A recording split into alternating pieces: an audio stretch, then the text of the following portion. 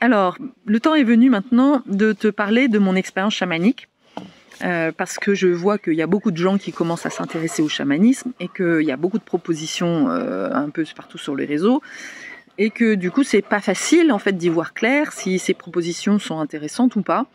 Parce qu'au départ, tu peux avoir une intuition, mais voilà, quand tu as quelqu'un qui a fait déjà le chemin, qui va te valider si c'est un chemin pour toi ou pas, c'est toujours intéressant. Alors, je ne prétends pas avoir la vérité, je te partage juste mon expérience, ma vision des choses. Après, tu en fais ce que tu voudras. Alors, moi, j'ai été formée par... alors, pas formée d'ailleurs, j'ai repris le terme de la personne qui est venue me parler de ça. Déjà, j'ai été initiée. Le chamanisme, c'est une initiation, ce n'est pas une formation. Parce que le but du jeu, c'est vraiment de te connaître toi, d'aller voir la chamane, elle est à ton service. C'est pas toi qui écoutes la chamane et qui va faire que tu corresponds à sa vision du chamanisme. Non, le chamanisme, c'est un support, c'est un véhicule, c'est du vivant. Et la chamane, elle est juste là pour t'emmener à la découverte de toi-même et de faire en sorte que tu fasses l'expérience du vivant en toi, que tu manifestes le vivant en toi. Alors, qu'est-ce que ça veut dire manifester le vivant en toi? C'est déjà avoir conscience qu'il y a une part de toi qui souvent veut être comme tout le monde, veut être normal. Ça, c'est la part de l'ego et souvent de l'enfant blessé. Et il y a juste des conflits intérieurs, il n'y a pas de bien, il n'y a pas de mal, mais c'est une part de toi qui a cru qu'elle devait correspondre à une certaine normalité, et ça c'est souvent l'héritage de tout ton passé, de toute ton enfance, parce que nos parents ont cru bien faire en nous mettant en fait dans une case. Sauf qu'au bout d'un moment, cette cage, tu finis par croire que c'est la normalité et que c'est bien pour toi. Et ça fait partie en fait du jeu. Mais il y a un moment donné, tu as un appel pour sortir de la cage, et c'est parfois à ce moment-là que le chamanisme arrive sur ton chemin pour faire l'expérience justement d'une autre façon d'être vivante, et d'aller plus à l'expérience de ton vivant à toi. Alors encore une fois, la manifestation du vivant, ça veut dire quoi? Ça veut dire que cette fleur, par exemple, et ça les végétaux, les animaux, même si les animaux c'est encore un petit peu différent, parce que selon l'animal, on va aussi le dresser. Tu vois, mais la plante, là, tu vois, cette jolie fleur, personne ne l'a dressée, personne ne l'a touchée, elle est l'expression même de son vivant à elle. Alors, je lui ai demandé son autorisation pour la cueillir, et elle a accepté. Mais voilà, elle est là pour faire partie de la beauté de ce jardin. Et elle a accepté à un moment donné de mourir, et parce qu'elle sait que en fait cette plante là, même si évidemment elle n'a pas de pensée, mais quelque part elle a confiance que voilà, même si je l'accueille, elle va renaître. Puisque voilà, elle a encore d'autres pousses, et il va y avoir d'autres pousses qui renaissent, et donc elle n'est pas comme les humains en train de se dire oh mon Dieu, je meurs et je vais jamais renaître à moi-même. Bah non, je meurs, je tombe, et puis c'est ok, et puis ça c'est le vivant. Je pense que les végétaux sont vraiment ceux qui nous enseignent le plus qu'est-ce que c'est qu'être vivant. C'est s'abandonner à la vie, à ce que la vie m'a demandé. Alors il n'y a pas de... Et la plante, elle ne se pose pas la question, est-ce que je suis belle, est-ce que je suis moche? Non, je suis. Voilà, je suis ça. Je suis ce que je dois être. Et puisque le divin a décidé, a dessiné pour moi. C'est voilà, vraiment ça. Sauf que l'humain, lui, il fonctionne différemment. L'humain, lui, quand il démarre... Voilà, là, mon chien, il joue le jeu du chien méchant. Alors, il est absolument pas méchant, en fait, il a peur. Mais voilà, comme il a eu sa sœur, mon autre chienne qui aboie dès qu'il y a quelqu'un, il fait la même chose. Voilà, il copie-colle. Donc ça, c'est la première étape. C'est parfait, hein, tout est parfait, ça j'adore. La première étape de l'humain, c'est de faire du copier-coller et de croire, comme Arès, qu'il doit faire comme ceux qui l'ont éduqué, en fait. Et à la fois, il se rend bien compte qu'il n'est pas tout à fait pareil, et au bout d'un moment, En général, c'est à partir de 27 ans, 27-28 ans. Il y a quelque chose d'autre en fait qui se manifeste. Ça commence à gratter de l'intérieur et de faire du copier-coller tout d'un coup, ouais d'accord, mais il commence à y avoir une vision un peu plus éclairée qui commence à se manifester. Et puis surtout, qui a besoin justement de faire l'expérience de son je suis unique. Et c'est ça le côté vivant, c'est ton je suis unique. Donc le chamanisme est vraiment un très bel outil, un très bon véhicule pour pouvoir faire l'expérience de ce je suis. Mais tu comprends bien que du coup, cette expérience de je suis ne peut pas se faire déjà avec des vidéos qui sont déjà préenregistrées. Ou alors, ça va être une initiation chamanique, mais ce n'est pas ça qui va t'amener à devenir une guérisseuse ou une femme de médecine. Ça, c'est pas possible.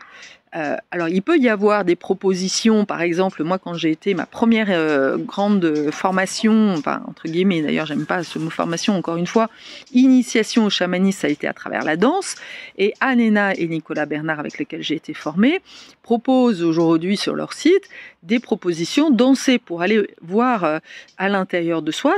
On ouvre un champ et on te permet de faire l'expérience à travers la danse, d'aller justement écouter ces personnages, ce qui vient, ton intuition, de développer ton intuition quelque part, sa petite voix à l'intérieur, cette connexion avec le grand tout à travers la danse. Mais ça peut être à travers le chant, ça peut être à travers la peinture.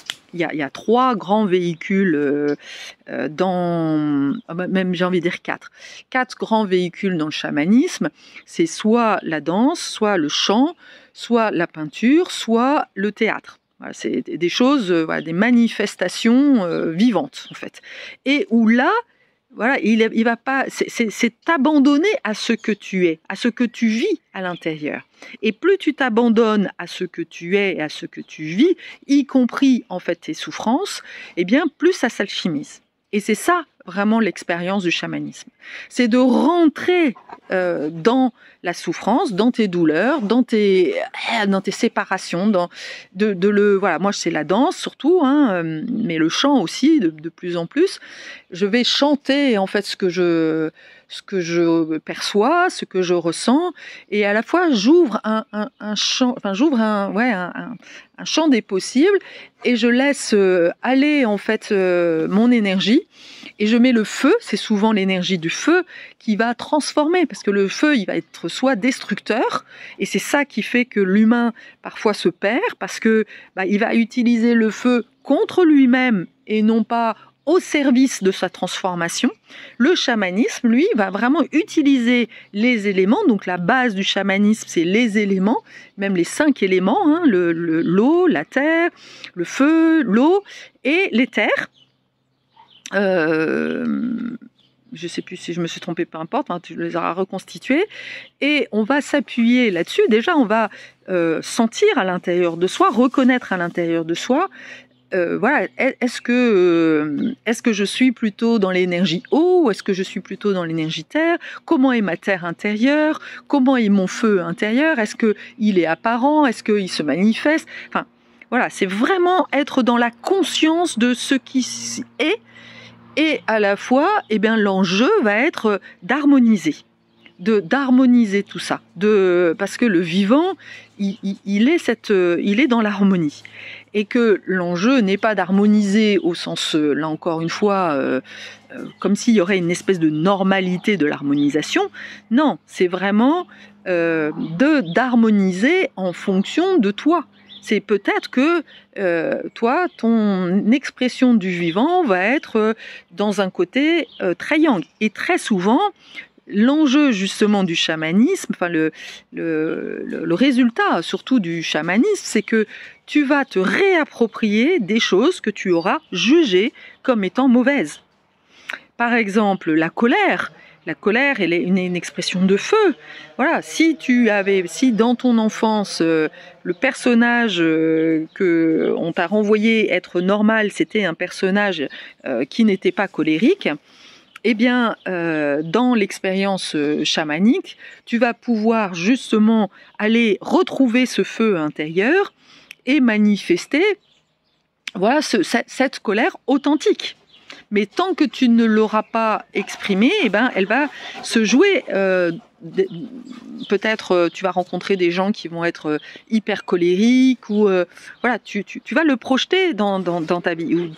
Et du coup, tu vas pas comprendre pourquoi tu tombes toujours sur ces personnages-là.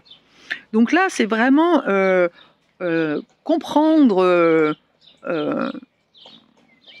et oser se voir vraiment en face, quoi. Évidemment, le chamanisme, c'est aussi prendre conscience de toi-même. Une des initiations que j'ai faites, ma première initiation avait été une des expériences que j'ai faites dans la nature et qui était vraiment très très puissante. C'était une expérience, et je ne vais pas trop dévoiler parce que sinon c'est dommage. Ça, si jamais tu vas dans cet endroit, tu pourrais ne pas vivre l'expérience telle qu'elle est vraiment. Mais ça a été pour moi, en tous les cas, de vraiment... il y a eu une expérience qui m'a permis de prendre conscience de mes peurs. Mais jusqu'à présent, je n'avais pas conscience que j'avais peur. Donc ça a été super intéressant. On m'a mis dans une certaine situation, expérience qui m'a permis de m'observer, de voir, d'être témoin. C'est vraiment cette notion d'être témoin que j'étais pétrie de peur.